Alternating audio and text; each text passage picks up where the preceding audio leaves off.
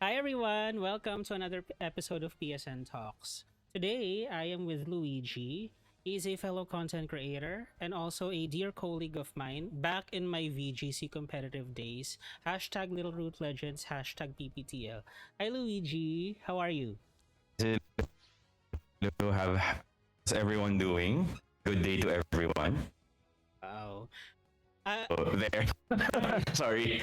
no, no. Yeah.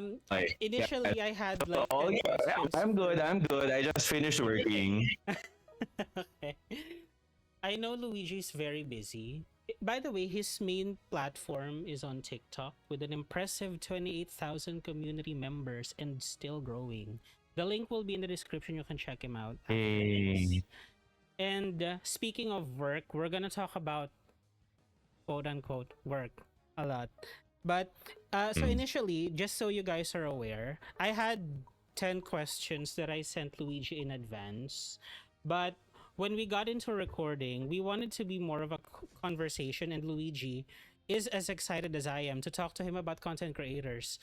There's a lot of content creators, but you'd be surprised at how isolated we can be sometimes. So I don't know if we're gonna get this opportunity again. This is a good time to sit down, chat with someone who understands my pain. Just kidding. Okay, before we start, Luigi, do you have anything for me? Anything to say? Ever? All right. I guess everyone who doesn't know me, I'll like to introduce myself. Mm-hmm.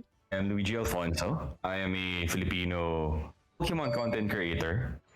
Okay, that's work. It's fine. Just, Work. all right. I am a Filipino content creator. Yes, my platform is on TikTok, though I also on Instagram and Facebook. What do I do? I work in advertising. I actually do social media for a living, not as a content creator, but as a digital marketer. Yeah, that's my professional background. And also, in a way, I do social media as a content creator. I guess you'll learn more about me as we go along with the questions that PSN has prepared. They're very insightful, so I'm excited to get into it. All right. Well, let's get into it. The first question is, why did you become a content creator? Right, thank you, PSN. Right, before I ask you why you became a content creator, I want this to be like a conversation type of thing. So, you also, I'm also interested in like knowing your story, Okay. based on the questions that you gave me. But all right, first, I'll go ahead. Why did you become a content creator?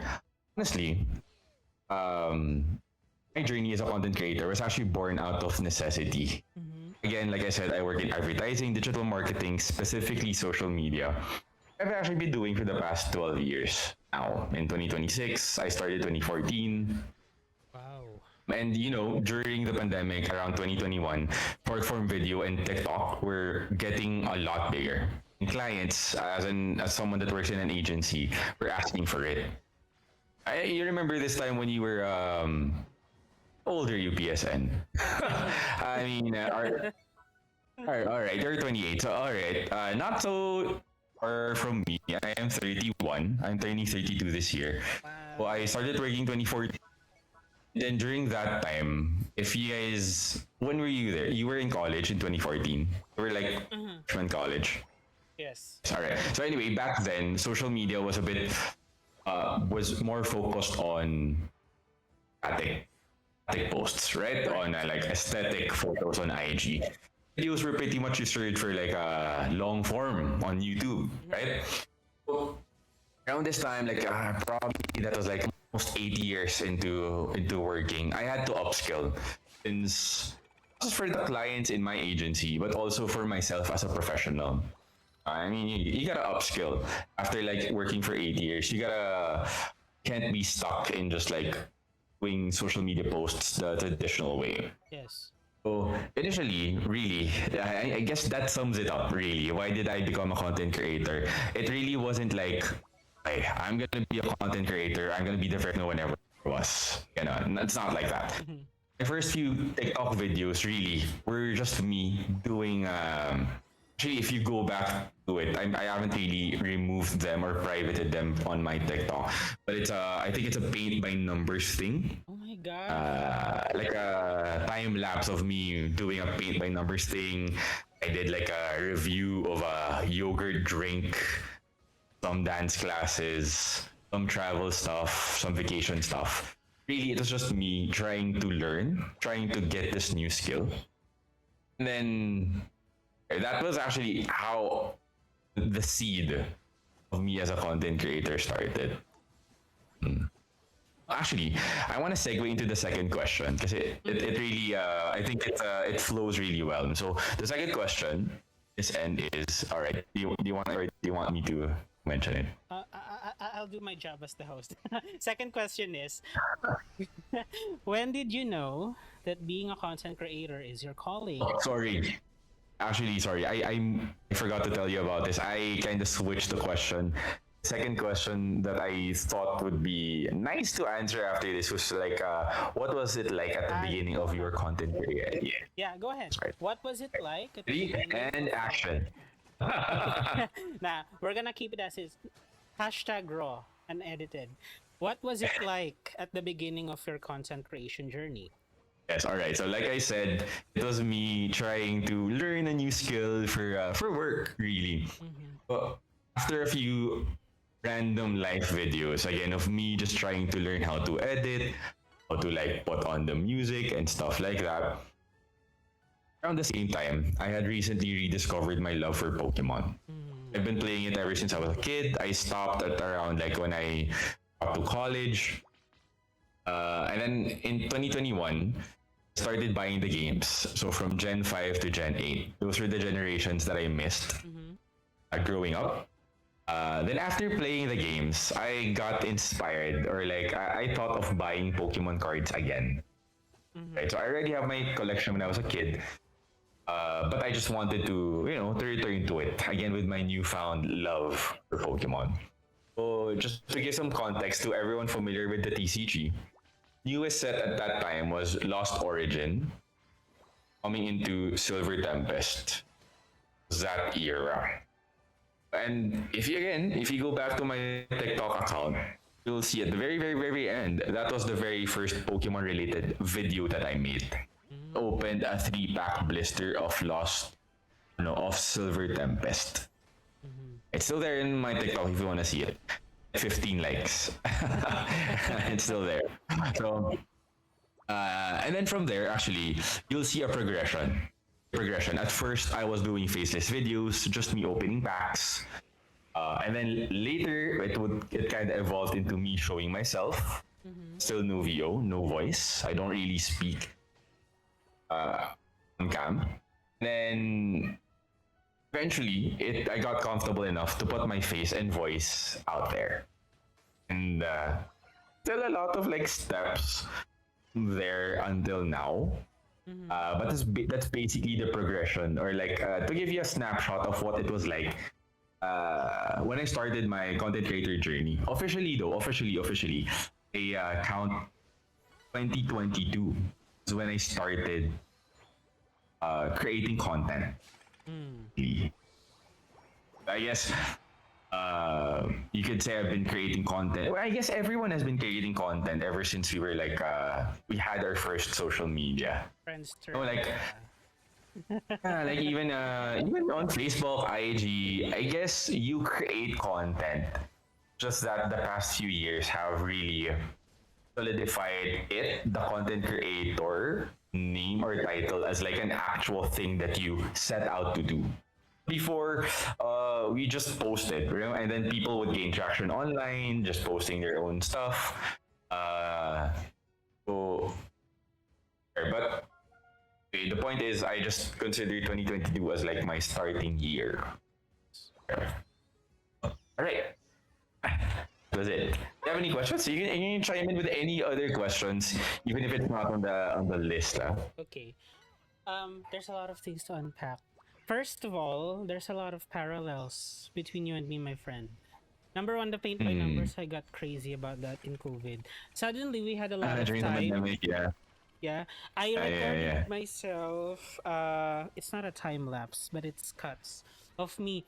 I wanted to do classical paintings. I had paint by numbers version of Mona Lisa.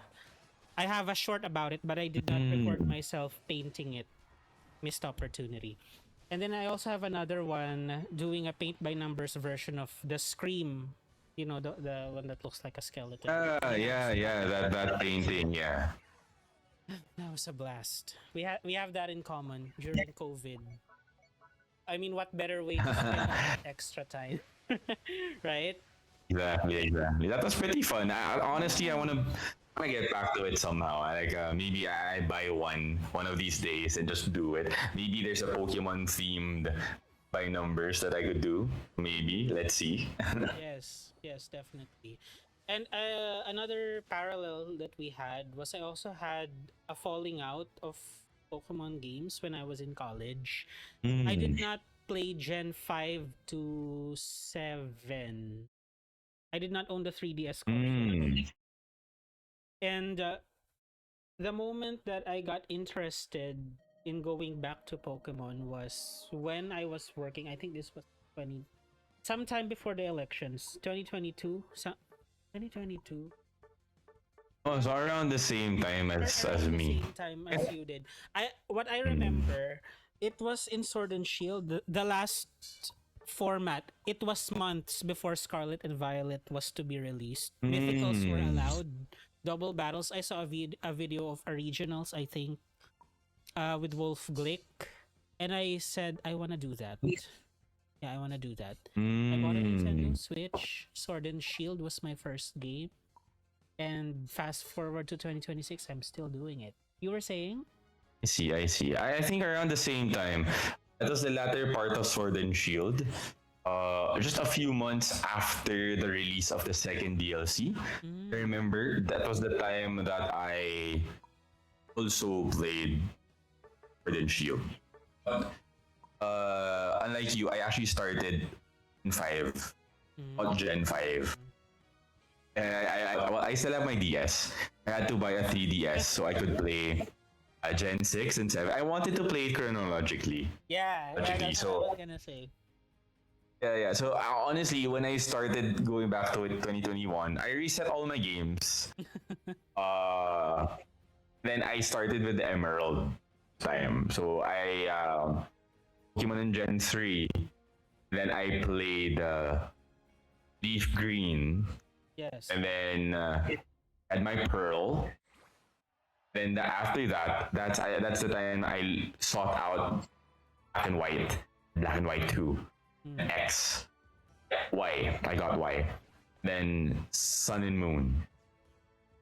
Oh, And until around that time, until the quarter of 2021, before the release of Arceus. That's when I mm, started playing Sword and Shield also. I think at that sense we kind of got back into the games yes. almost at the same time. Yeah, yeah, you know. hmm And about my story of being a content creator, I will never forget this. before I had Before I became a YouTuber, I had I would say normal traditional life. Finish college, get a corporate job, that whole shebang. I was What did you do, by the way? ah I finished accounting in college in Right. UP Santa Mesa, but that wasn't what I wanted to do. I decided to take my own path, and I found myself in the call center industry. I Mm-hmm. applied as a customer service agent, and I got accepted right Mm-hmm. away. My first application ever, I got it. So I was thinking, Mm-hmm. I did not like the course that I pursued in college, and this wasn't like even planned or anything, but I got it. So I took it as a sign. I lasted 6 years in that company, and just Mm-hmm. I think uh, I forgot. I think this was 2019. Just months before COVID. I had one of my uh what would you call it? Training manager, something like that. Sir Franz, hi Sir Franz, if you're watching.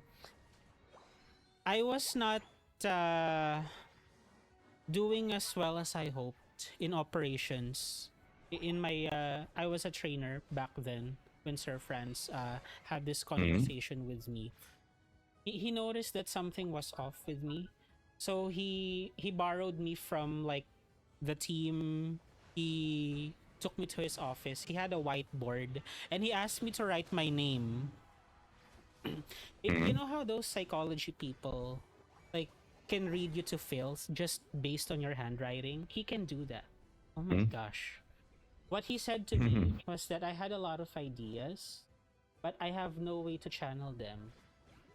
I was shocked. Like, oh my gosh, does he live inside my head or something? Because it's the truth.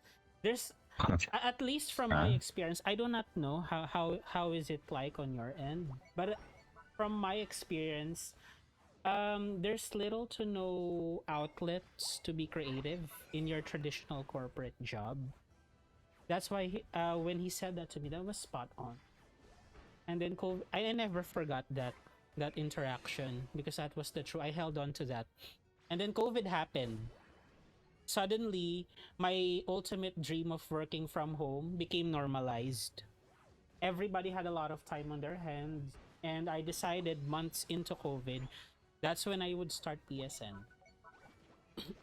I was like, this is it. This oh. is it. This is what I've been waiting for. This is my chance to um this is my chance to channel all the ideas that have been burning inside my head. I want to imagine something and like breathe life into it by making content. So this was a passion project, and it still is. I see PSN as an extension of myself, my thoughts. That's why you said that you listened to a few podcasts prior to this recording. That's just me rambling of what's on my head becomes content. That's kind of Mm. so it would evolve. It would evolve with as I do with the times. I don't want to box myself as a PokeTuber or a Pokemon content creator because I am so much more than that. And I want my content to reflect.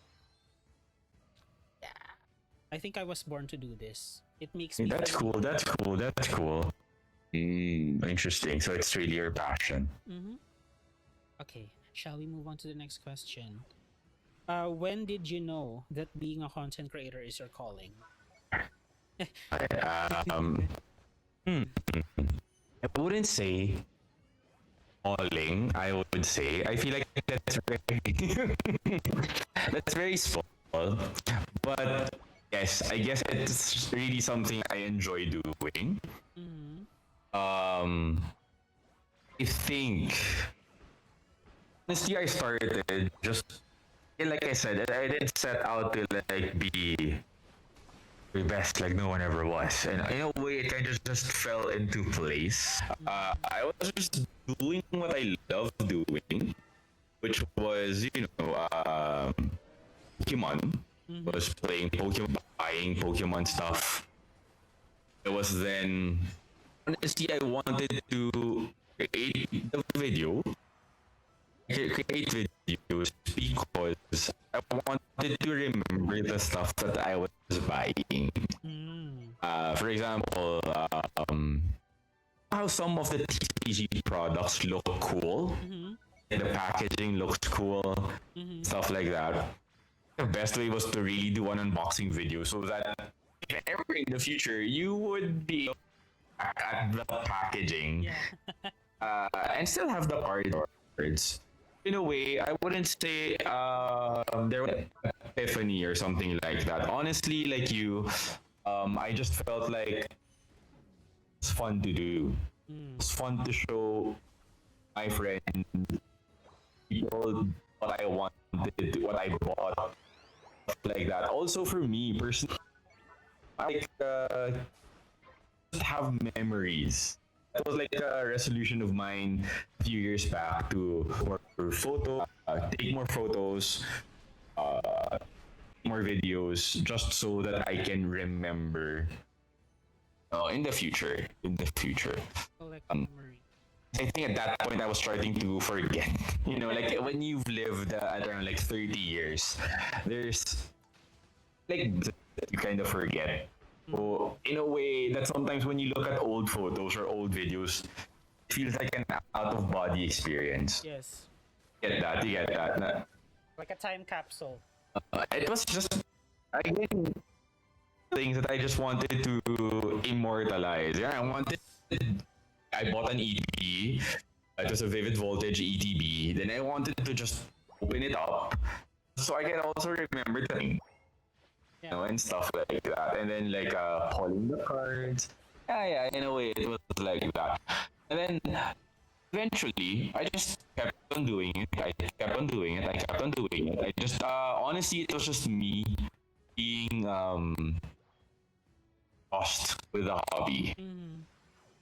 Like diving into the hobby. Like when you I think for everyone getting into Pokemon now or like maybe in the future, it would always be you want to dive into what you really enjoy. Yes. I'm pandemic, we weren't really doing anything. There were like this there sometimes you had to stay home, right? Yes. That's called Quarantine.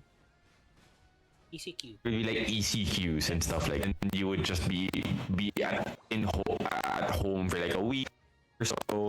So I wasn't able to meet friends like that. So most of my time then I was doing online shopping. I was checking out all the Pokemon stuff that I could buy. Mm-hmm. It's really just me creating videos of the things that I was doing that time. Quarantine. Then later on, I had some videos that did well. So it was very motivating. Really, just people comment on the videos that I was making, and like just sharing their thoughts, the stuff that I pulled. Again, during this time, I was purely TCG. I was mostly purely TCG. It was nice seeing people comment and like appreciate the polls that I was getting also.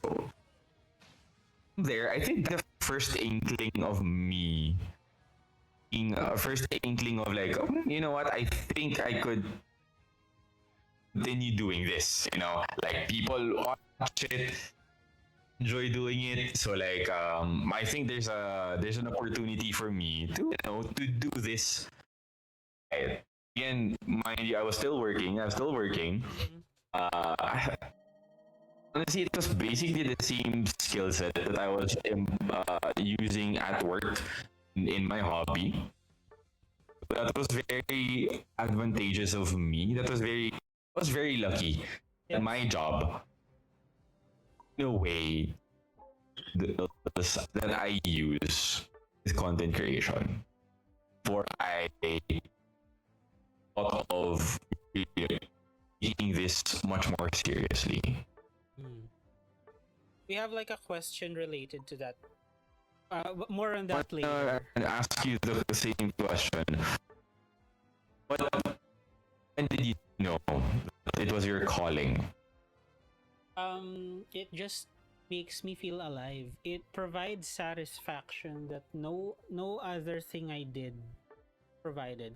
Because when I was in when I was in college, I took up BS accountant. No matter how Yes, well, I want to know about you. Like, when did you know that it was your calling? yeah, no matter how hard I worked or how well I did back in college, it's like it was never enough. It's like more. We need Oh, more. all right. You want to save your answer for later then? All right. Yeah. Sure. Mm-hmm. So I knew it was my calling because when I did it, everything just fell into. I felt like I was at the right place at the right. Nothing else felt like. Okay. Shall we move on to the next question, which is, what do you think is a good way to consistently provide value as a content creator? Good way to consistent value as a creator. All right. I guess I was thinking about earlier. I was thinking about this earlier. It's a very really, honestly. Because we can't dictate them. I think the algorithm is one of the things us content creators to really battle. In that changes over time. It feels like it overnight. So you really have to adapt, repeat your content. That's one thing. You have to, in a way, have some know-how of the algorithm, how people are gonna find your content. Yes. You can either do keywords in your captions, trending music in your reels, or even just being timely. I think the biggest one would really be timeliness. When there's a new event, when there's a new release, Yes. please make sure that you're there contributing to the conversation. Yes. I think with how many people are doing content creation now, we're actually growing in numbers, which is a great thing. It can be harder to stand out, Yes. I would say. So I would always say is you don't compete with other creators, especially with local Filipino creators in the Philippines. Don't think you need to compete with each other. There's always space for every one of us. Again, we're all different. Not just creators, but also Pokemon fans. We're all different. I like Torchic, other people like other Pokemon. And then there's always my point of view and their point of view. What I always say is contribute to the conversation. I think that's what's really important. Contribute to the conversation. Try not to just say what other people have said. Try to say something that's uniquely yours. That's uniquely you. That only you can say. Like for example, there's one product launch, right? And then there are like 5 creators. You're gonna have to set yourself apart and say something, create content that's only yours. Again, why would if you put your audience's shoes? You were like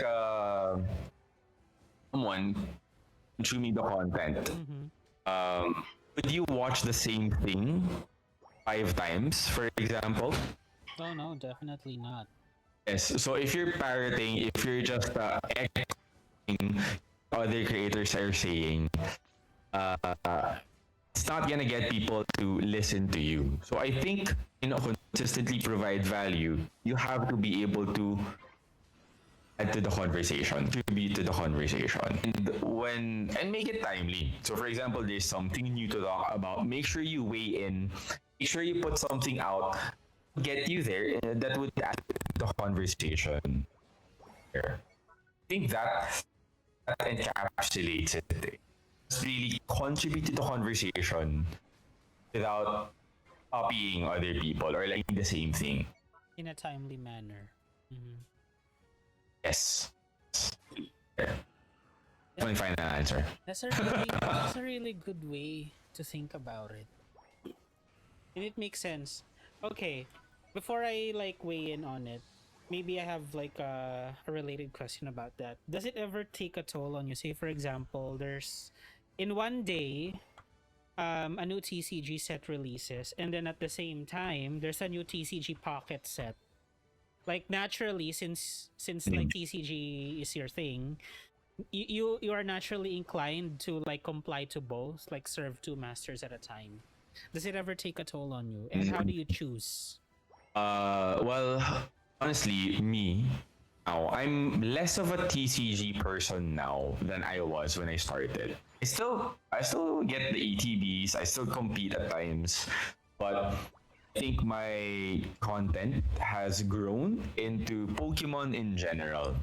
See Pokemon lifestyle. I think I've gotten feedback on that from other creators, from other friends, from brands I've worked with. And they think of me, I'm more of a Pokemon lifestyle than just a TCG person. So, for example, your question, TCG Live, or the actual TCG and TCG Pocket. I think of them as different entities, really. Um, it might be both TCG. They're two distinct uh, games within Pokemon. So, me, someone that is more Pokemon is try to pick and choose. I try to choose. Again, if you know me, I play everything: VGC, TCG, Night, and then just there's Pokemon stuff, travel, even Pokemon travel. You really can't do it all. I get tired editing one video, honestly, and then Same. some creators would tell you to. Some creators would tell you to post daily. Sometimes there would be days that I wouldn't be able to post anything, and I guess that's fine. You know, creatives. I think there are some productivity we get, Mm-hmm. and I just try to ride that wave. When it comes to obviously each of the games have their own thing. Like for example, Unite has a new Pokemon release. Sunset. So you're gonna have to pick and choose which one you as a fan would prefer doing. Yeah. Honestly, it's that I don't really try to. I mean, I guess as a content creator, you're a bit tempted to something out for everything, Mm-hmm. but then you risk spreading yourself too thin. Yeah. So even me as a fan, all right, you cut out the content creator part of me. I'm a Pokemon fan. As a Pokemon fan, as much as I try to juggle games within under Pokemon, physically not. I can't play Go while I can't play Community Day while I'm playing or I'm unpacking or doing a pack battle on stage, for example. So I just choose. I choose what you're doing in that moment. You know? So I guess that's just me. I think I've been able to jump from one aspect of the franchise to another Mm-hmm. very smoothly.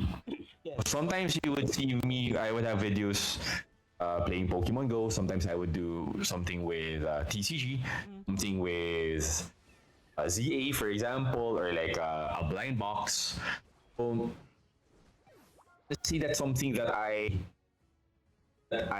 kind of decided on when I started getting into other aspects of the franchise. Again, you can't do it all. Mm-hmm. You have to pick and choose. So you're gonna spread yourself too thin, and then you're just gonna overwork yourself, and it's not gonna be fun. Yeah. It's not gonna be fun. Very. I'm learning a lot from you. This is why I offered to collab. I'm getting. I'm healing. Thank you. I honestly, you're not the first creator to really discuss these things with me. And honestly, I don't really mind discussing it again and again with different people. Since again, you have a different perspective, you have different questions, you have different follow-up questions from other people. I also have questions for other people. I also learn from you guys, from each creator that I interact with. Either you're starting out or not. You're small or you're big. It doesn't really matter. There's something that you pick up from creator that you interact without even creators outside of the niche. I have creator friends outside of Pokemon. I also try to learn from them. Hmm. So it's really, really nice to talk about it, somehow revisit it as well. Since probably if you ask me 6 months from now, or like a year from now, 5 years from now, probably my answer to some of the questions would be quite different. Hmm. You know, um, really, here's where you are in in that journey. Hmm.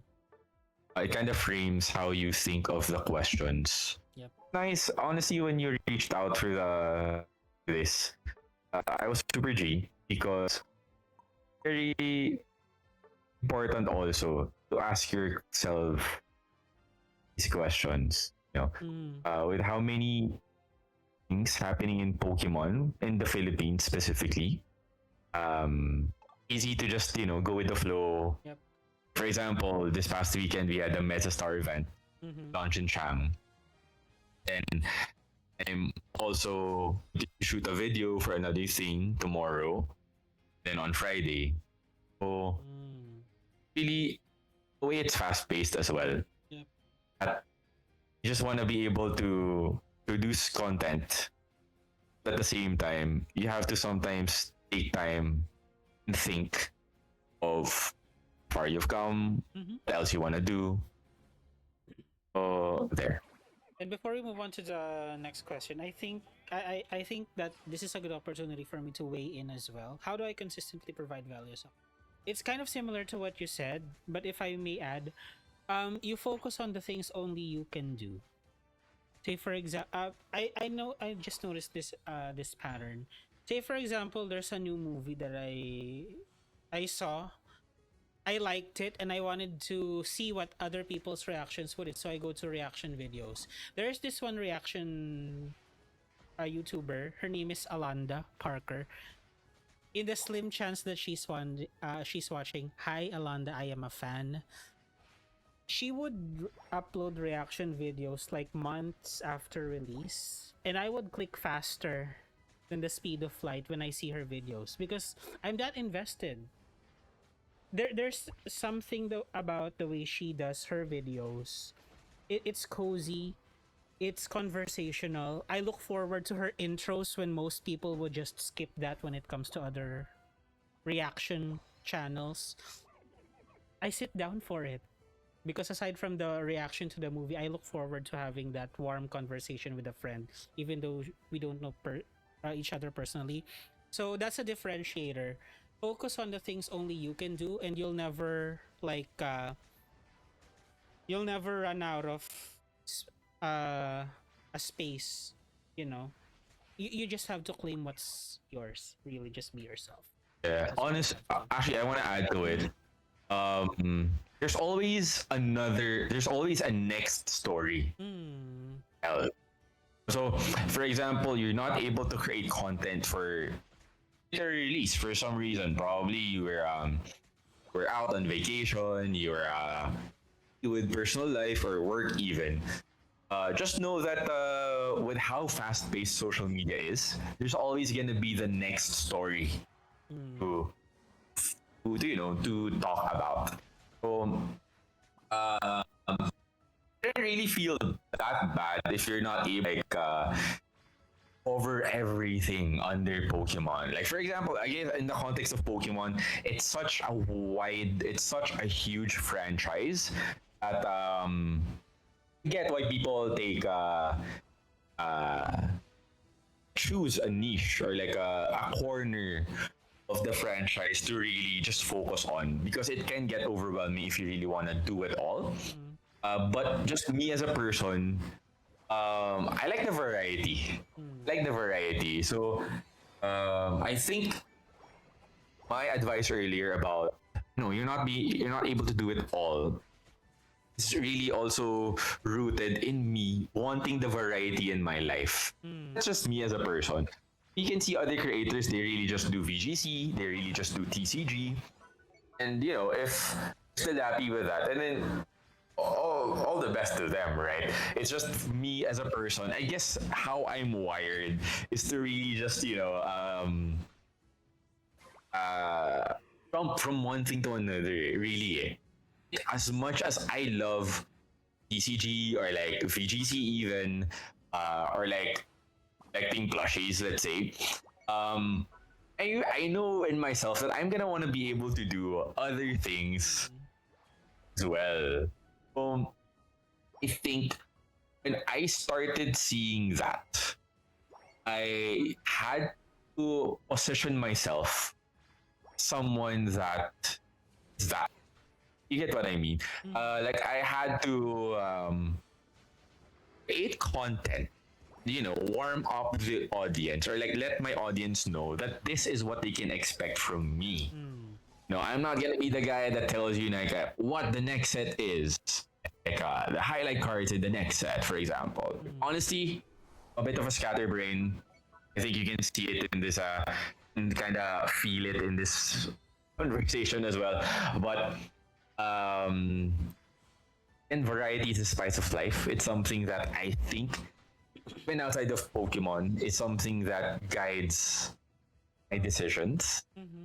Um, er, Yeah, and I don't know if I'll ever have a chance to say this, so I'm gonna say it now. I admire how you want to be out there, how you want to be involved, how you want to collect different experiences. It's a good energy to have and spread. It's very welcome, especially where I am. You know, just keep it up. I like it. It's a welcome energy in my little. thank you, thank you, thank you. Yes.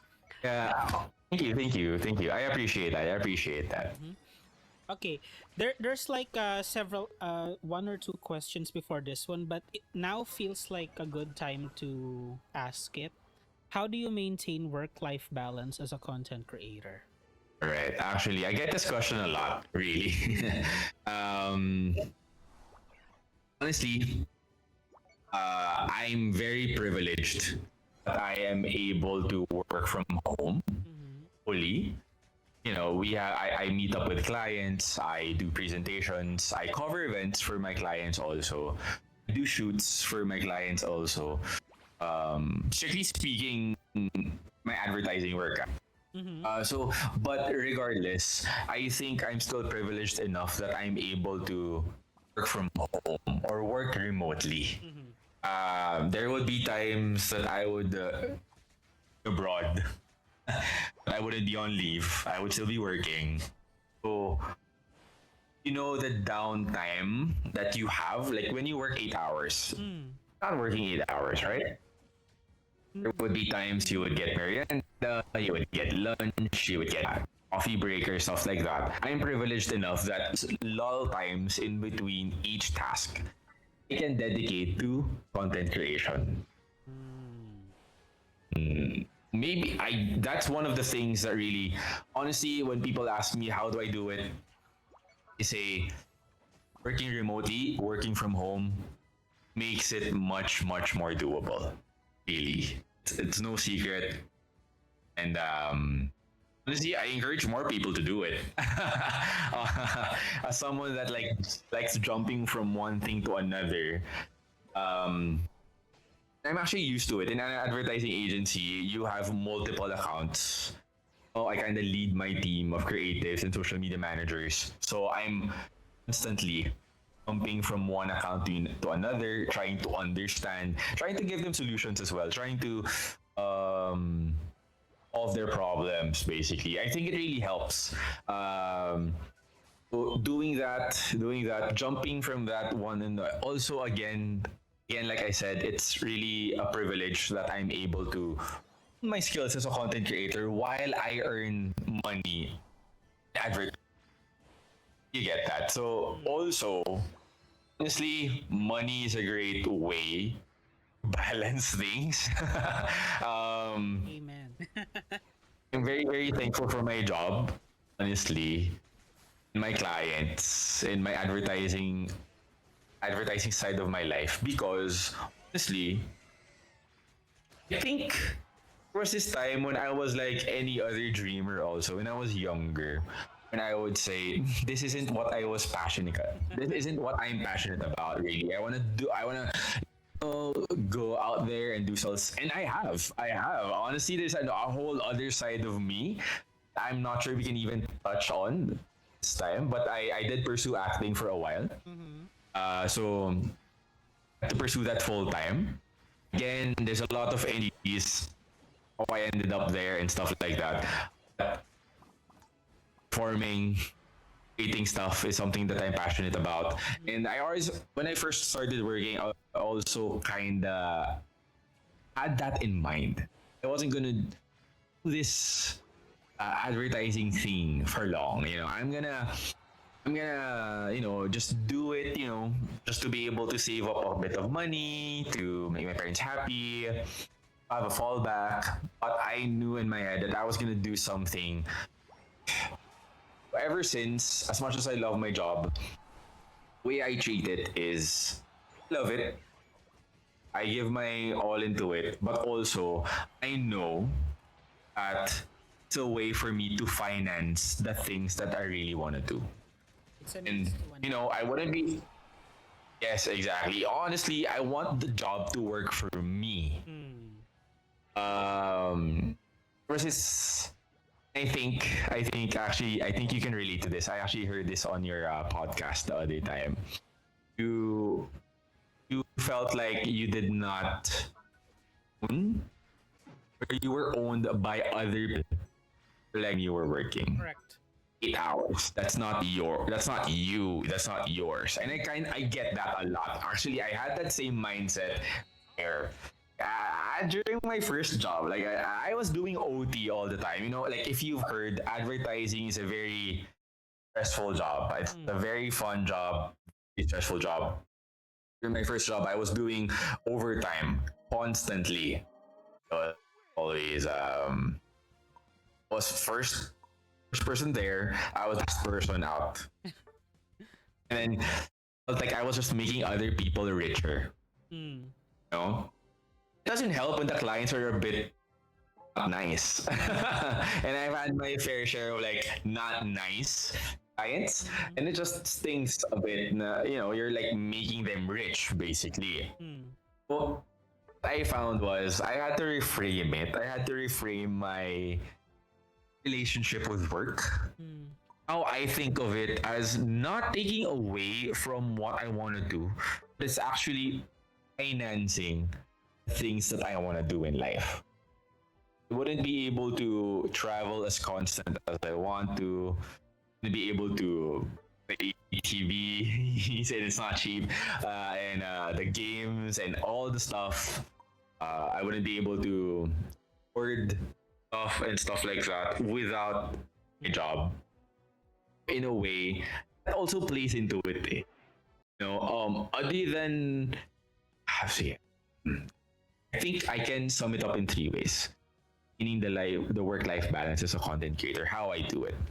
One, in betweens. All right, the in betweens, working from home. You can actually work even while you're at an event. Mm. I've done this. I have been invited to an event. I was still working. I was still like answering messages from my team, from my clients, while I was there covering an event. And so the in betweens and working from home really carries, you know, it kind of hard carries the whole balancing act that I do. Then the money you earn from it, again, everything goes into my content creation because, like, I think you would also believe this is something that you can really own. Mm. Right? Yes. This is me as Luigi Alfonso. This is the content that I want to do. This is the content I put out into the world. So I never talk about my clients outside my job.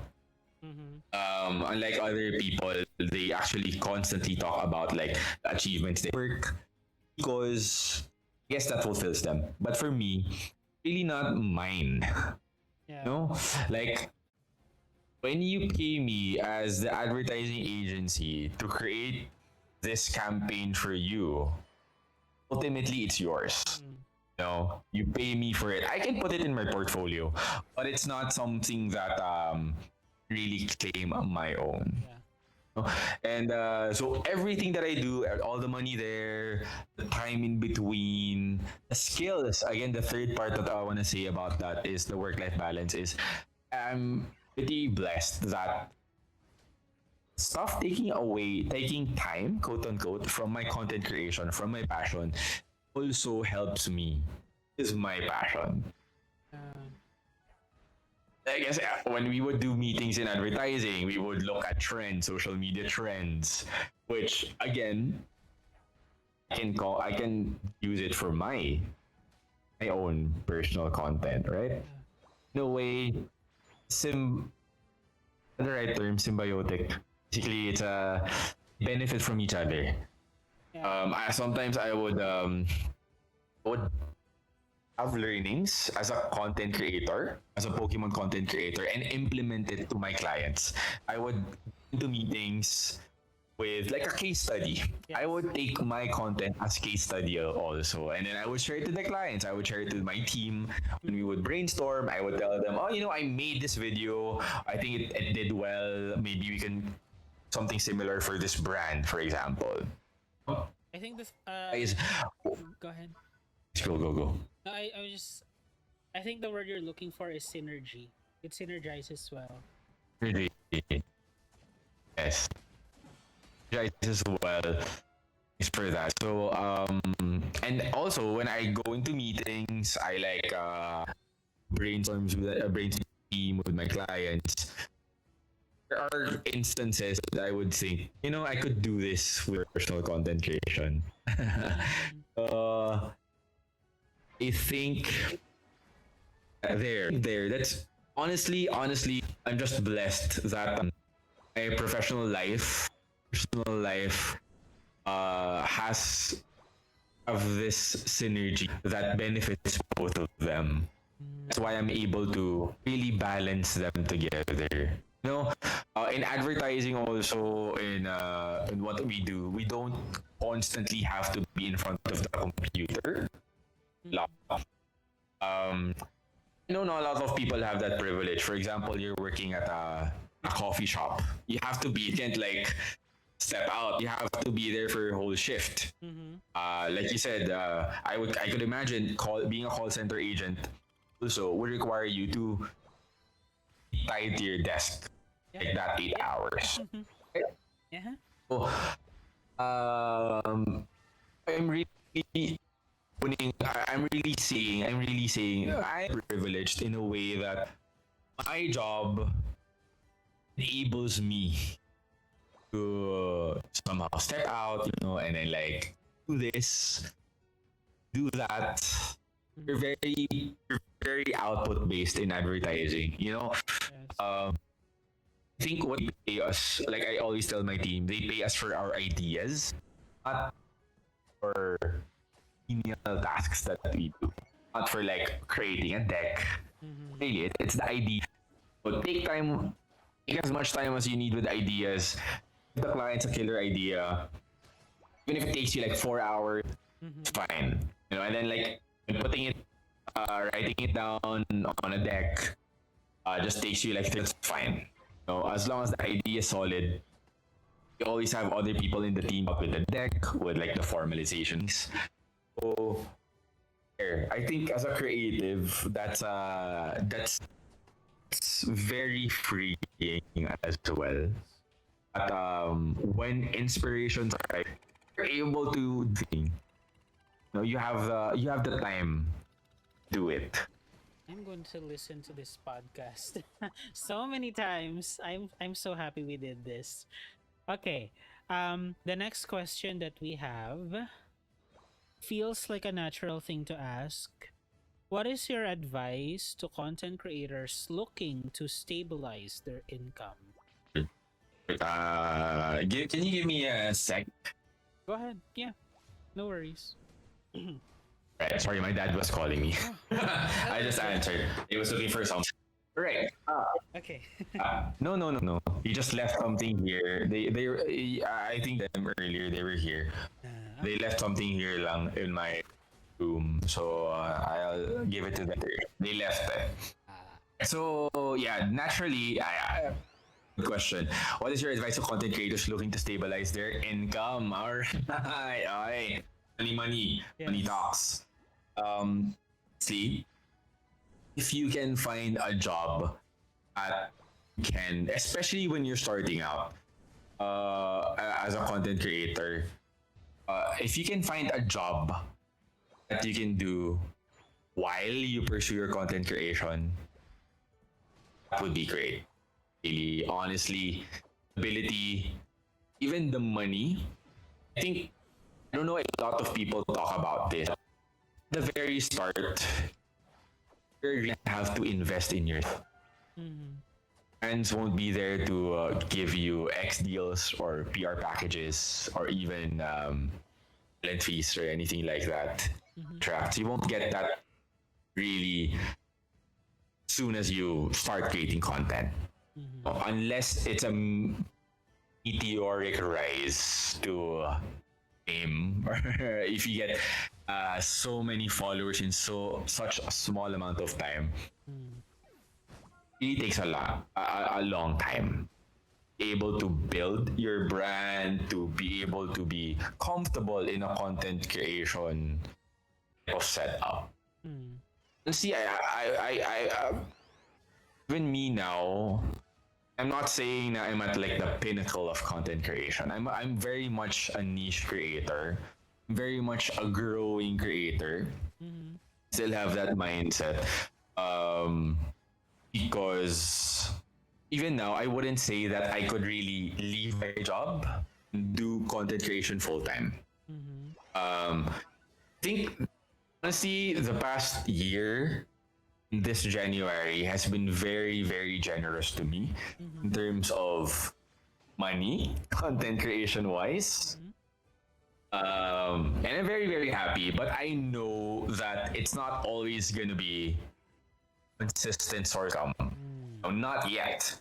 I know some content creators with like hundreds, millions even of followers, they can really do this full time, no problem. You know, they can live the lifestyle that they want without any problem.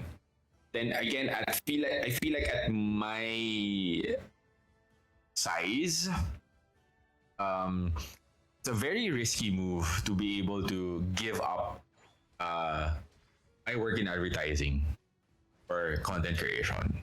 So you have to have the money also. Because at the very start, you're gonna invest in yourself. You're gonna have to buy, like, for example, if you're a TCG creator, you're gonna have to buy the TCG yourself, right? And the plushies, even the game, you're gonna buy it for yourself. Even for example, the collaborations. If they don't reach out to you, you can just create your own content, right? I mean, that's how you start. Example, a donut collab, a TCG collab. I'm not gonna name any names, just so uh, this is brand safe. But there's a donut collab, the meal collab, and stuff like that. Those are things that you're gonna have to buy yourself at the very start. Or even the equipment, not even counting the equipment, you're also gonna buy that. You're also gonna buy a lot of things. So, be an investment on yourself. Also, I think for me, as a creator that shows himself in videos, also invest in myself. In my skin and stuff. There's a lot that you invest on. So having that steady source of income really is valuable. Really, it's honestly, if you can, as much as you can, try to keep steady source of income in the background while you pursue that. I think that's the easiest way to go about it. As you grow, feel if you can do this full time. If ever you let go of this constant source and you really earn enough to sustain your lifestyle now, that's something that you have to also think of. So there's going to be taxes. There's going to be taxes involved. So there's collabs that would require you to have a receipt. You're gonna have to. There's gonna be deductions to that as well. Every year, you're gonna have to pay for your income tax. You're gonna have to pay for your content if you're not able to do that. I don't think would be a problem for you since you're an accountant, right? But then, like, one of the expenses that I think you also have to factor in, quote unquote, boring parts of being a creator. You're gonna have to understand that you are a business. Start signing up for those official receipts. You start paying taxes as your content creation. In a way, you're a business. In the eyes of the law, you're in a way a business. like with any business, you're gonna have expenses. You're gonna have overhead expenses, and there. That's something that you have to always think about before you take the leap. You know, If you can find a job, again, like I said, if you can find a job that would enable you do your content creation, go for it. Honestly, invaluable. It's the best. It's really it would keep your content creation fun. I've heard other creators being stressed about monetary side. You know, obviously everyone has to live. You know, everyone needs money. So it stresses them that if they're not able to get enough collabs, like enough months. I think understandable that you enjoy it less. And I don't want to enjoy Pokemons. No, I don't want to content creation less. I want to keep it very something that inspires me, something that fulfills me, and having that fallback of like a regular job just in the background, having that money takes away the fear, I would think, the pressure of really succeeding, of getting viral. You know, like you have to do that. A lot of haters fall into the trap of, I gotta be viral. Oh, ganyan. I can see how it takes away, how it sucks out the fun content creation.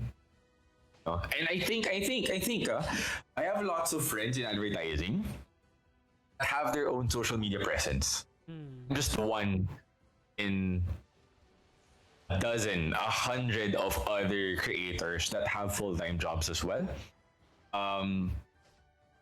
So be done. I would say probably if this was a pandemic, it might have been unheard of. But with the current landscape post-COVID,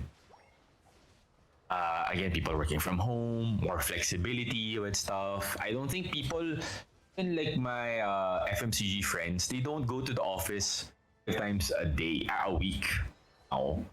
And there are days then when they can quit remotely. Would also be days that they could out and stuff like that. I think in a way, it's not unheard of now that people working full-time jobs have their own side thing as well. Now, all right, given that, for example, you're a content creator wanting to earn, and you know that collabs are a bit, unreliable. It's not all the time that you're gonna have collabs week on week on week. Probably this time next year, I'm not gonna have the same amount of collabs I've had this January. Maybe because it's not the 30th anniversary of Pokemon anymore, or maybe because of other things. So it's very it's like show business, It's like show business. There would be other ways to do it. You can use your other skills. What other skills do you have? Content creation that you can offer outside of content creation. Example, I host. There was a time that I've hosted a couple of things during my content creation journey because I can speak well. And then I can shoot stuff. That's something that I can also offer people looking for freelancers to shoot content, to shoot social media content. Or if you're an editor, I know a lot of people, I know a couple of people that are editors on the side. They do content creation, they edit their own edited video, but also they look for freelance job opportunities and use that they have. Mm-hmm. Project-based skills. Then you can always be an affiliate. There's a growing industry. Affiliate industry. Have you seen that on TikTok? There's this yellow basket. Mm-hmm. In YouTube, Shopee and Lazada joined in on the affiliate program. It's still rather new, but it's there. It's there. It's better than nothing. Well, that's a thing. So those are the other things that you can focus on. For example, if you're a content creator that's comfortable in front of the camera, then maybe look for acting jobs or VTRs. You can attend VTR. Calls. If you're that type of girl, know, if you're a gaming creator, usually you edit your videos here, right? For example, so maybe you can offer that also to brands, to companies as a freelancer. If you're a writer, I write my own scripts, so that's also something that I've done for another brand. Actually, I did.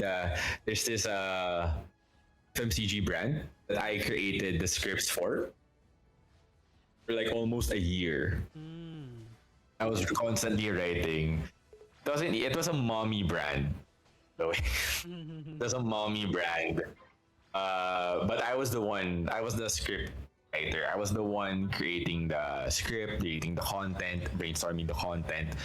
So that was a skill that I use in my content creation that I was able to offer to other also for money without it really being Pokemon, Yeah. without it really being the passion that I wanted to. Think of it this way: you're an aspiring writer in New York, Yes. right? You would get jobs. You would get odd jobs there. For example, you're an aspiring actor. You would do, you would a waiter or a barista, for example. In the meantime, in a way, it frees you up, but also gives you enough money to continue financing your passion or your dream. That's it. I think that's as thorough as I. Thank you. My favorite thing that you talked about so far, I'm ready for more, is reframing. I have a podcast that I'm not sure. I have a podcast episode about mindset that might release tomorrow.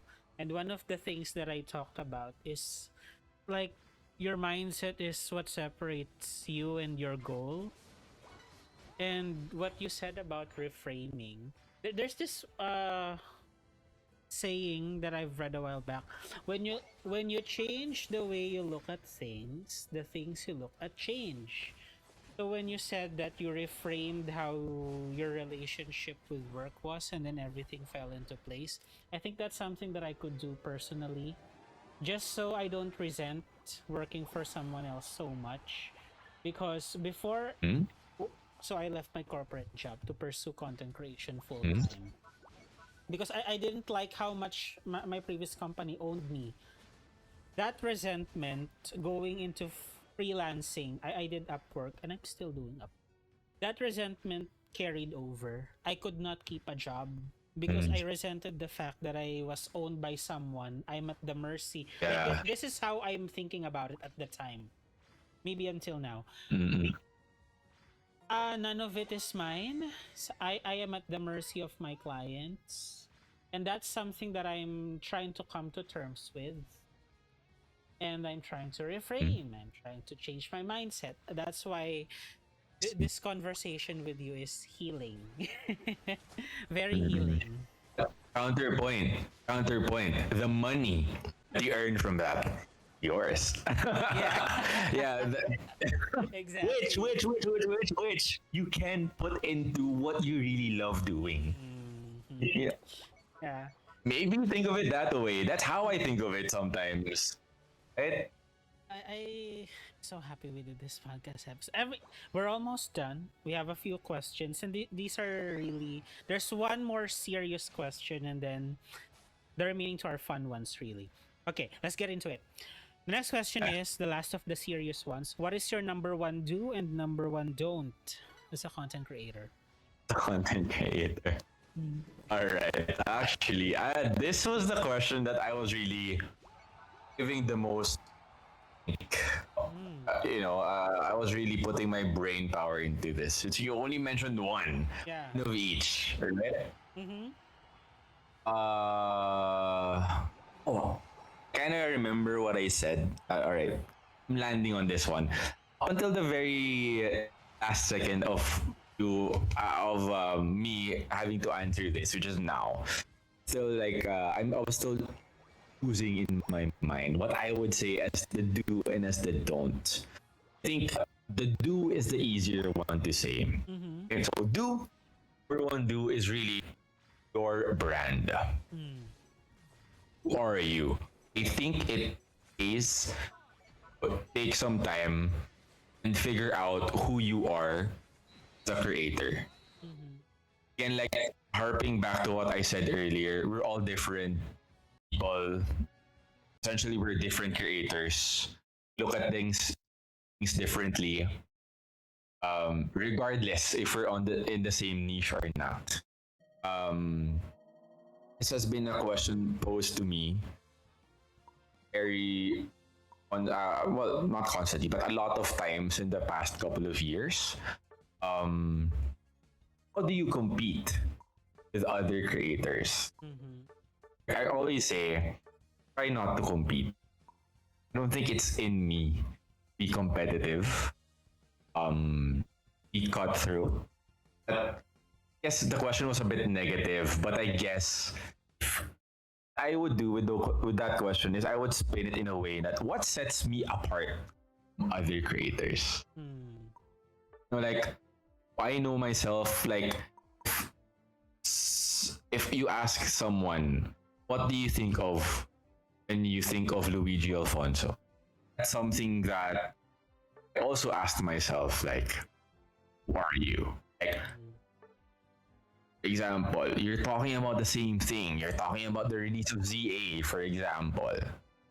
How do you own it? How do you not own it? How do you create something that's really yours? That's not a retread of what other people are saying. And like, how do you make sure that your content is unique? There. So that all goes into knowing your brand. What sets you apart? How do you look at new releases, for example? What will people come to expect from you?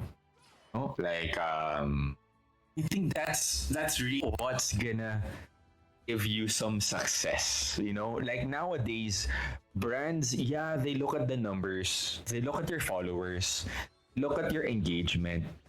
You actually really look at your brand as well. Yes, this is my advertising self overlapping with my content creator self. But notice this: there would be some other creators are way bigger. But they don't get the same opportunities. Yeah. Some smaller creators. Mm-hmm. When you look at it, you would see that the smaller creator sometimes has a more defined brand. Yes.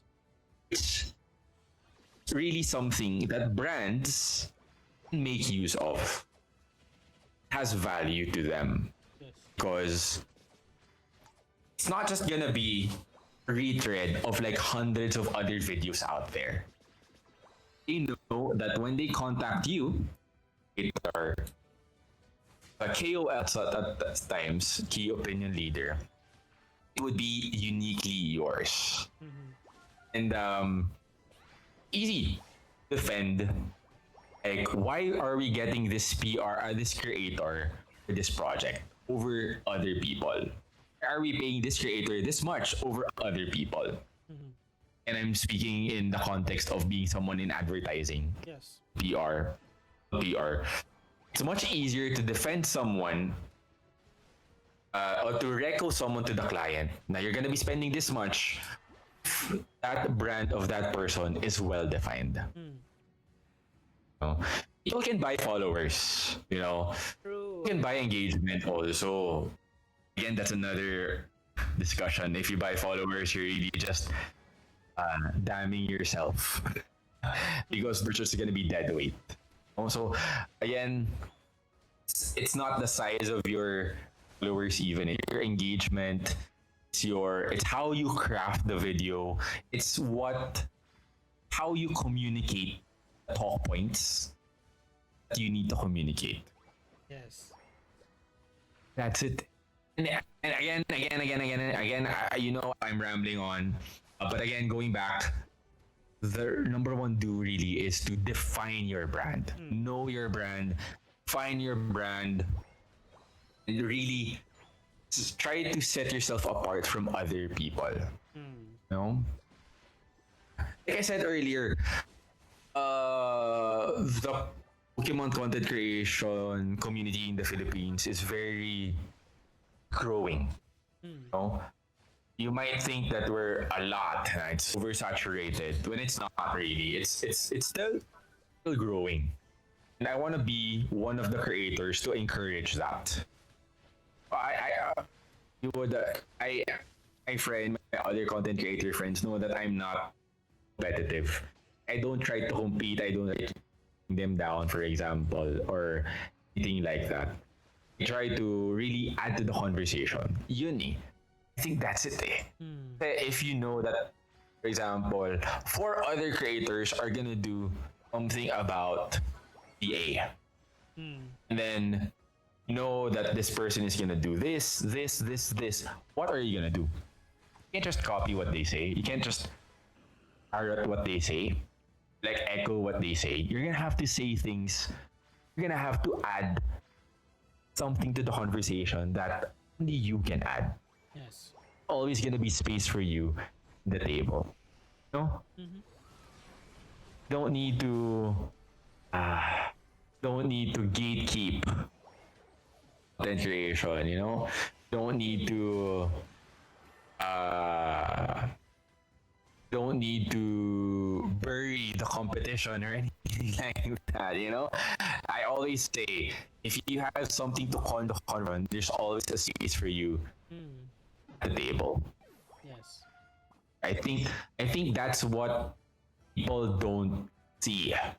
They think that we're all in competition with each other, that we're who's the first on the story. It's not like that also, I mean, yeah, it's nice to be first, to be one of the first ones to break the news and stuff like that, but what's next? What else can you add to the conversation? All right, let's say someone else broke the news first. What can you contribute to the conversation? You can't just break the news again. It's been broken, right? So instead of resenting that other creator for breaking the news first or putting out content earlier than you then try to be creative and think of a way on how I can add to the conversation without being redundant, without being just a copy of anything. And if I can add something to that before we discuss the number one don't, I look at it like from a bigger scope, like the future as well. It can be.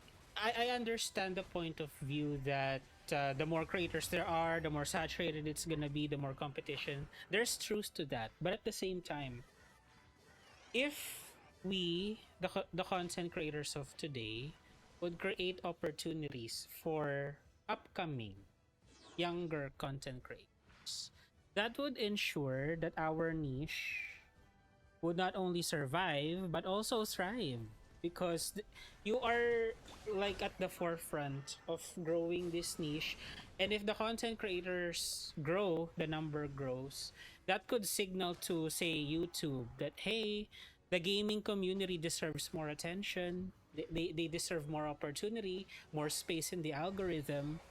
So it doesn't have to, it's a good thing, that we're growing, I guess, is what I'm trying to say.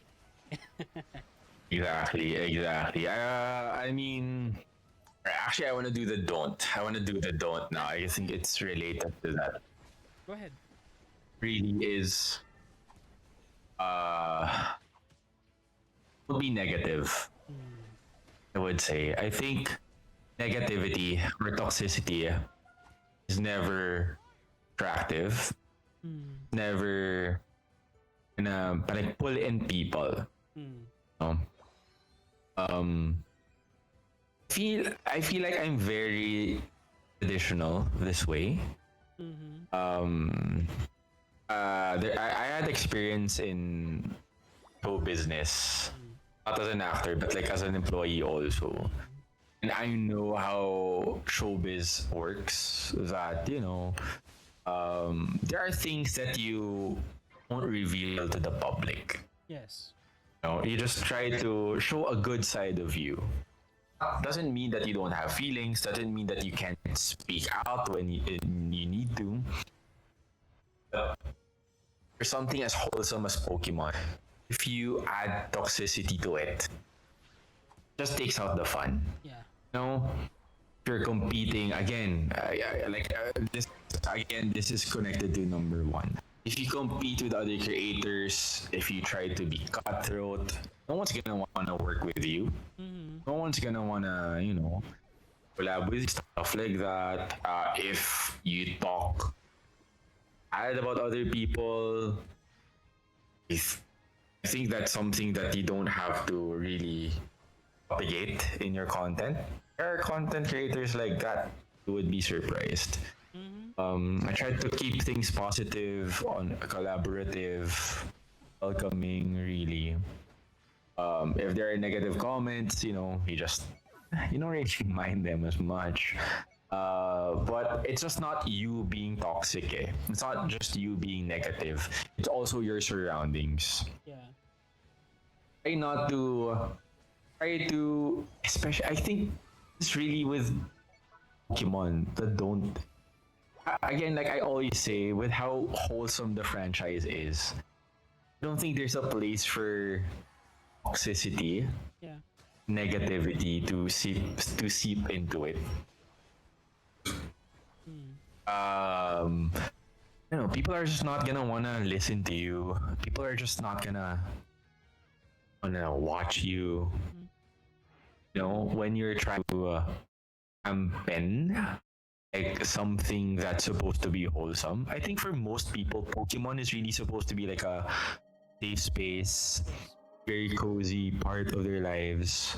I think people already have enough drama outside of Pokemon that I don't think as a creator I want to be able to remind them of that when I create content.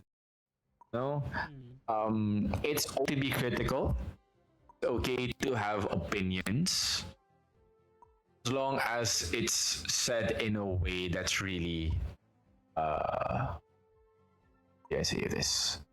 Nice. I think for lack of a better term, can't think of a term now, but Constructive. you can always disagree. You can always contest. You can always complain.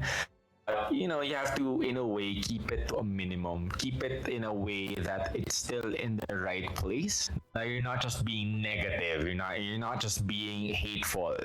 You're not just putting out bad vibes out there. Yes. I wouldn't say that there would be times that I would be not as positive, but those are moments that I share with my inner circle, with people that really really know me even outside of content creation. I think there's a time and place for that. There are people that are willing to listen to you for that. They're there. Do I want to change my answer? I think it's just because that's my answer because at PR also. There again, in the context of content creators and getting collabs and getting partnerships, even these brands don't like seeing people, their creators, being so negative. Yep. Online. It reflects their brand negatively also. So, I mean, de-stress outside of your content, don't try to shade people in your stories or something like that. Or like,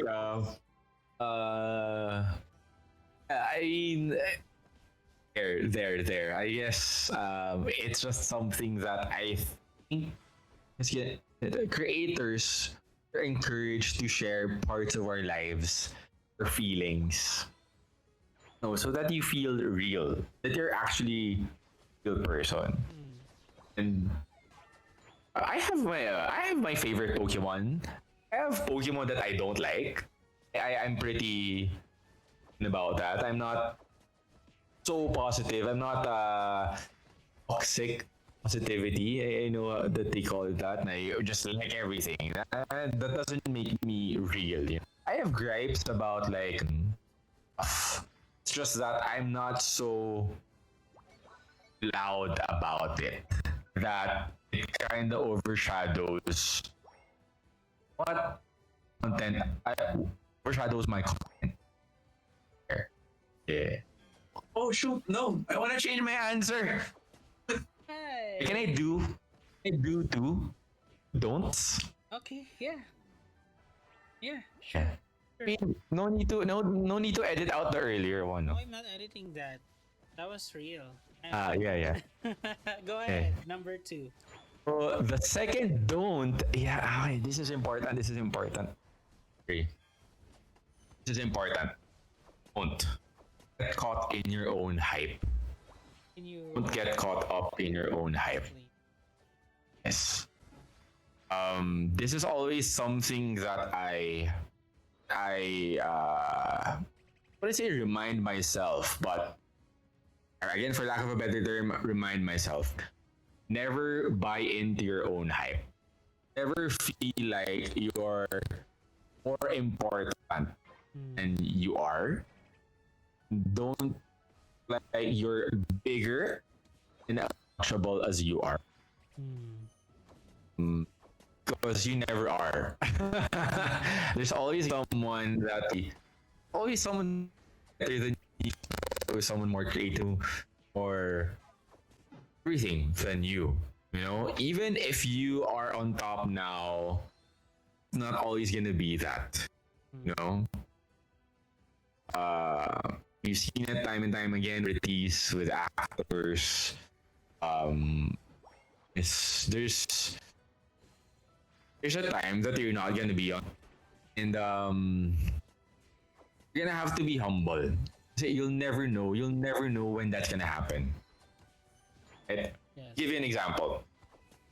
There would be people, other creators also, that would tell me, for example, let's frame it in a way that there's a new collab coming. Other creators tell me, oh, you're a shoe-in. For sure, they're gonna get you. You're like Pokemon, the Philippines. Luigi. You're like the go-to. You're the go-to for your Pokemon. Like one of the go-to for Pokemon. I take the compliment. No, I don't. Thank you, but thank you. That's kind of you, but I don't think so. It's still not a sure thing. Because it's never really a sure thing. Until the brand contacts you, until the brand and you, decide on a price on your output. Never until you sign that contract. It's never really or Yes. it's never promised. You can't be almighty and thinking, oh, they're gonna contact me for sure. I have ganito, I have ganyan. No, never. Because one, it's gonna be embarrassing for you. Second, again, that's the nature of our job. Again, for lack of a better term, job. That's the nature of the industry, of our job as content creators. You're never really assured your next project. So, never buy into your own hype. Never feel like you're more important than you are. be humble, let your work speak for you. Stuff like that. I've seen other people that have bought into their own hype. It hasn't been nice to see. Alright. Specifically talking about our niche, but I've lived a lot of lives my past 32 years, So I pursued acting, right, and stuff like that, advertising. There's always gonna be those types of people that buy into their own hype, get caught up in their own hype, that they forget that they also were once growing. They also were once a bit left out. You'll never know if it happens to you. If it happens to you, again, you can't be on top the whole time. So it pays to be kind also to people. Don't feel like you're untouchable. Don't feel like you're the best thing that has happened in this in this content creation thing. Again, like going back to my other don't be negative. People are not gonna want to work with you. They're not gonna want to include you in stuff, right? So here, I mean, it pays to be positive. Again, sometimes you have a viral video now, but it's not gonna be all the time. It's not always gonna be highs and highs. Sometimes someone else is gonna get the viral moment. Don't resent them for that. Expect that you were supposed to get the viral moment or something like that just because you had more followers or more of a Again, once you get cocky, once you get arrogant, I think it be the start of your downfall. So like, honestly, I don't want to tempt fate or anything like that. We try to be really appreciative of where I've come and acknowledge how much I've achieved, but at the same time, not buy into hype. It's easy to get caught up with it. I can imagine if you have more followers than me, well, like hundreds of thousands, all telling you that you're great, guapo, or galing and stuff, it can get into your head. So, yeah, like I said, I'm still growing. I don't think I'm at that point yet, but as I grow, I try to keep that in mind. Always. May I share something? Like a perspective of Yes. okay. We're on the subject of staying humble. I would like to share my favorite way of doing that. And I don't know how obvious it is to some people, but my favorite thing to do is interacting with my community directly. Say, for example, I have a community member. Uh, Gosh, they are so talented. At what 7, 8 years old, they're drawing stuff much better than I did. When they would tag me, I encourage it. I always keep saying, if you draw something, tag me. Like I don't care if 20, 100 people tag me. I want to see it all. And I am so happy when they do because I get reminded of how I was as a kid at 7 or 8. Not as good as them, but I was just I knew no bounds. My creative freedom was on overdrive, and I want to be reminded of that no matter how big I get. To your point, you're never too big to fail. So I would always want to be reminded of how I was as a child, that level of tenacity, that level of ambition. So I guess my number one do, always interact directly with your community so you know exactly what they're looking for. Just so you don't uh steer yourself to the wrong direction. That's what I have to add. Yes. Ground yourself, I would say. I would think. Yeah. Ground yourself. You need. Yeah, yeah. Okay. Now we have the last two questions, and really these are just for funsies. Where is your dream destination as a traveling content creator? I wanna know. You've been to so many places. What's that one ultimate destination? Honestly, I always say Japan, right? Because Japan is like Pokemon haven, you know. Haven for Pokemon. Well, it's a haven. It is a heaven for Pokemon. I think. I think both Interchangeable. heaven and haven. Yeah, work over this. It's a haven. Also, it's Pokemon heaven at times. So it always be that. It would. I think it would always be Japan. But when I saw this question, I see there's a it changes. Eh.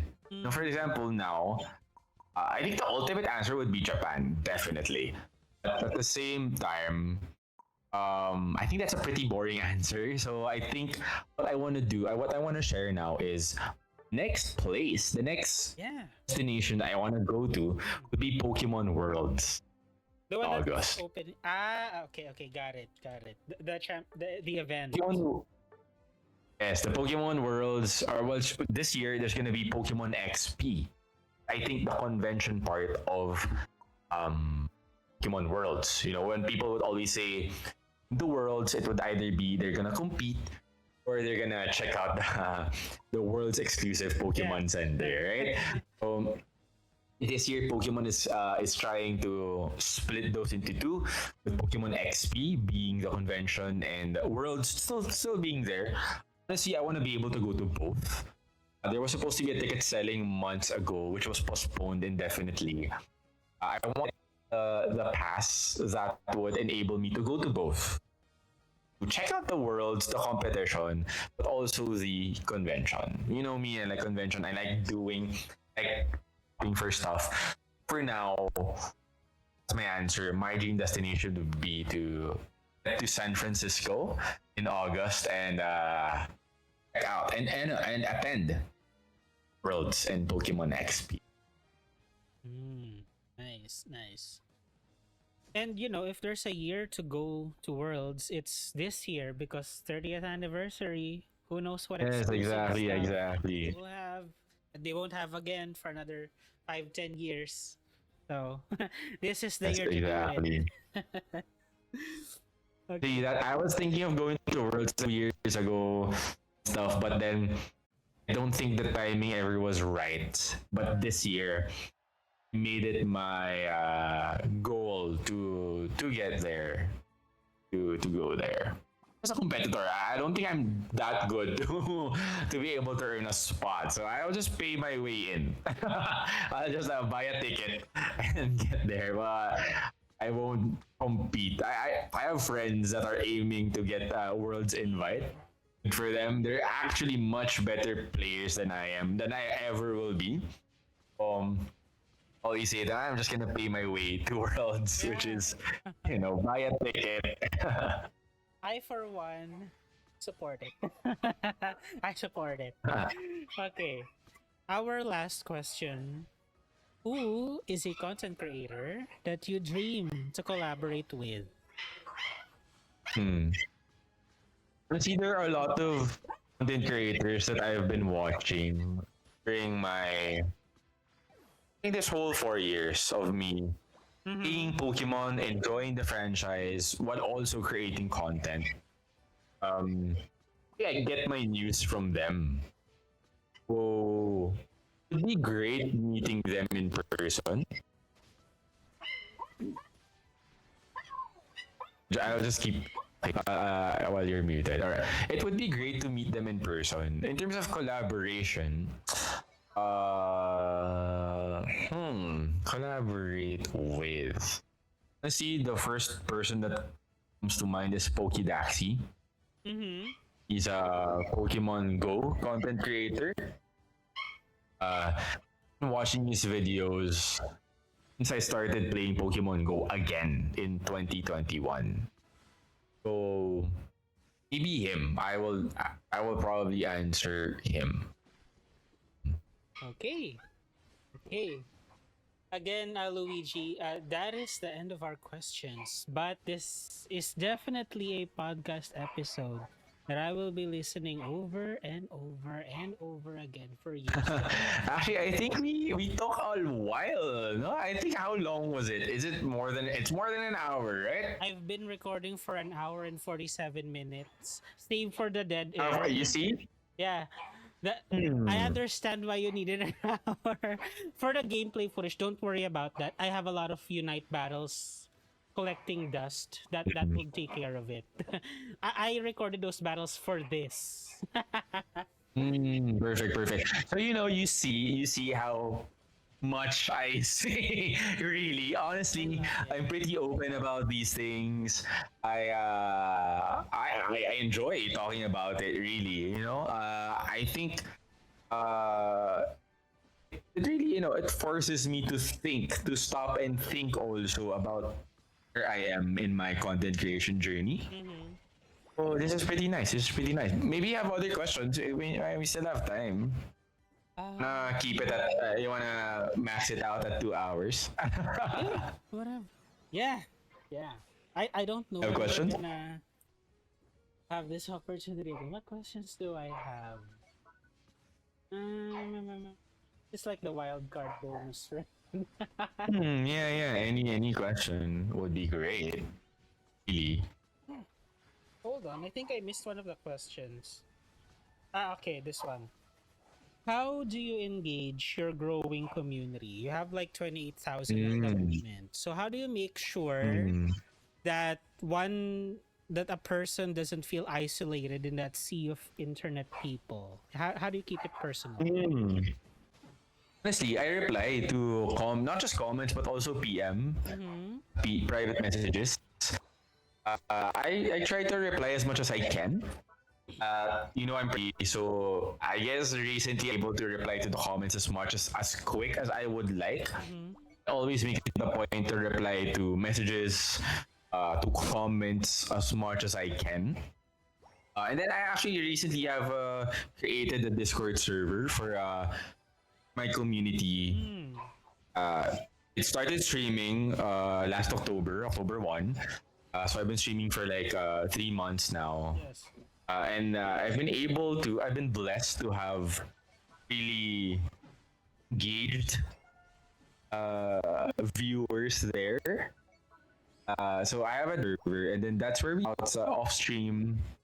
Uh, I try to when they would go to events, for example, some of them would go to the Mesastar events to see me, but also attend the event. I encourage them to attend the event, but also want to be able to say hi. Yes. So I'm sure they went there for Pokemon, and then I would be like the extra reason to be there. But and I try to take time to meet up with them, a little bit, little chica, ganyan, and give them things also. I would get these fun packs from brands that I've worked with. Mm. Familiar Pokemon fun packs are these smaller TCG booster packs with of like 3 cards, and then brands would always give me these packs. The brands that I've collaborated with, Pokemon would usually give them fun packs to distribute. They would also give them to creators. Then I already have many cards really, and I think for me to spread the joy of TCG. So that's what I do really when I meet up with people that want to take my photos or want me to sign things. I do it with a smile. It's pretty fulfilling. I also give them a little something to remember me by. Again, the fun packs is what I'm trying to give out now. But before I used to also give them some of my extra cards and stuff like that. Honestly, I try to give back as much as I can. Because without that community, wouldn't wouldn't be able to get the opportunities that I get without, even if they're in our server or not, even if they don't watch my streams or not, even if they just like or share my content, every one of them, I oh, these opportunities that I get. No. So there.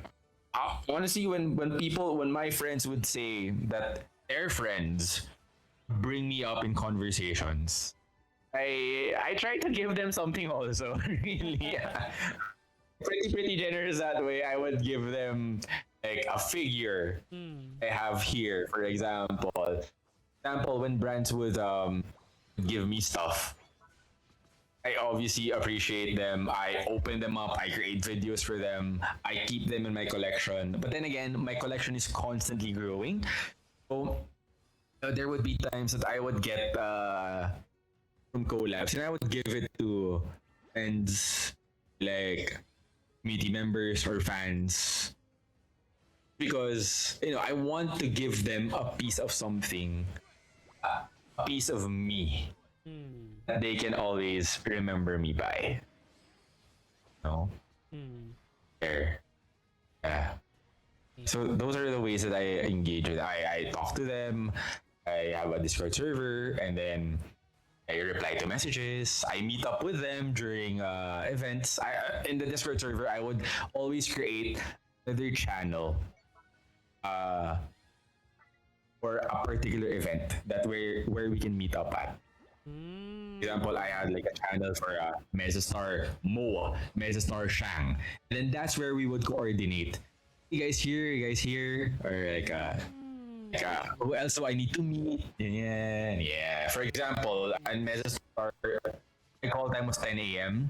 Then we leave as soon as we content. I stayed until like 2 p.m. because I was waiting for some of the community members to arrive. I could, say hi.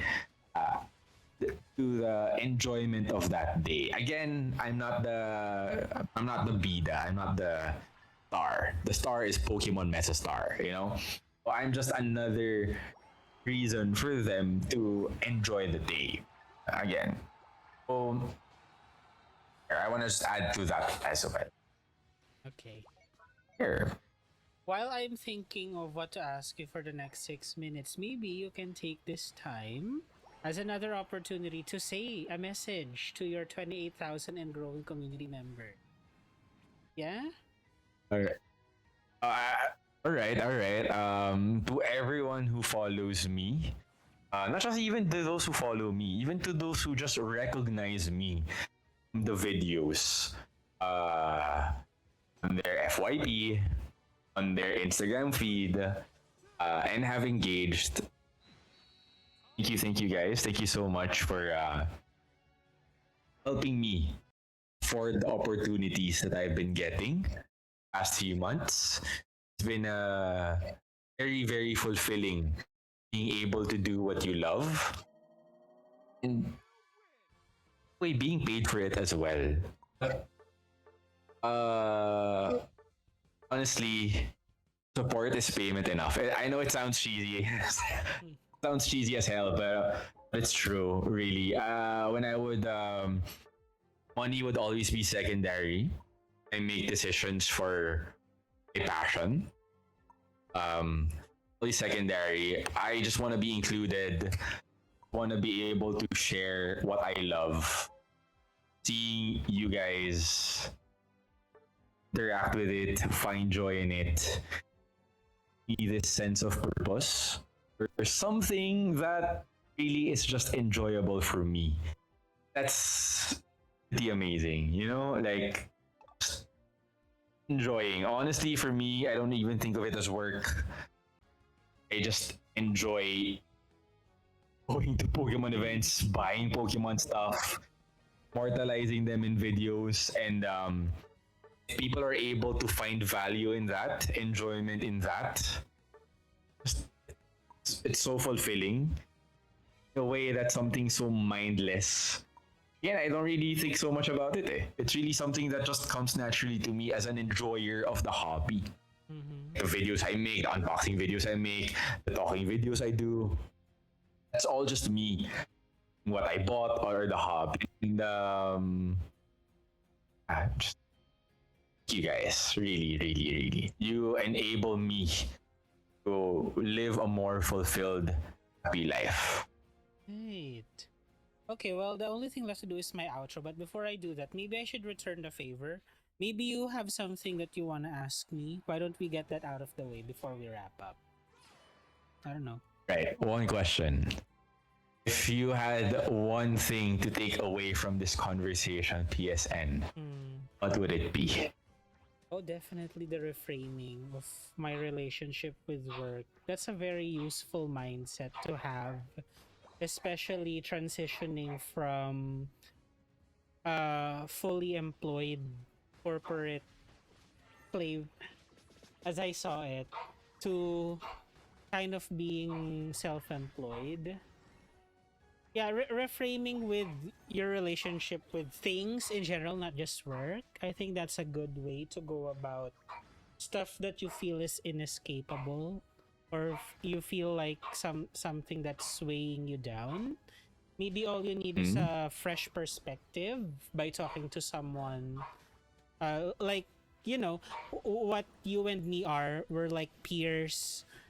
We need more conversations like this, just to get fresh Hmm. perspectives. I encourage you guys to talk to your peers who would understand you better. Thank you for this. Exactly. I agree. I agree. That's great. That's great. Again, like I say, collaboration community really energizes everyone. It lifts everyone up. If you're able to share what you have, other people in terms of collaboration, having this sense of community, always benefits everyone. That's what I believe. Right.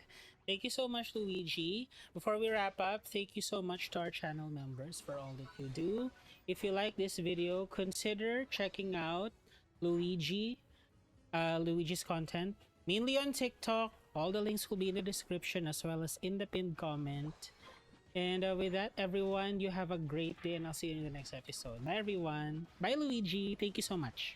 Everyone, bye PSN, bye everyone. Thank you guys, and hope to see you in future events. Right. Bye.